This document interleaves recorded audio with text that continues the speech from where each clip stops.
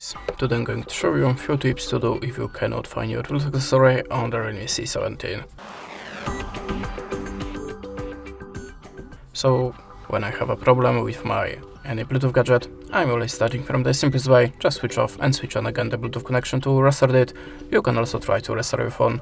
It's obvious, I know, but sometimes it really works, so just try it.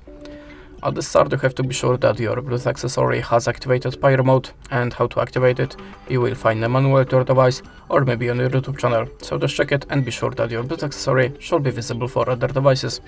But it's still not for phone. Open settings, swipe down to the additional settings and look for the back command reset. Now tap on the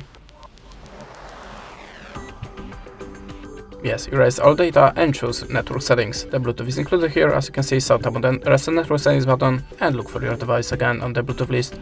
You can also try to update the system, so to do it you have to open the software update, and if you have any, just install it and check for your device again. In the last step, try to find your Bluetooth accessory and your phone on other Bluetooth device to check which one is visible, which one is making problem here. That's it. Thanks for watching. Leave us a like, recommend, and goodbye.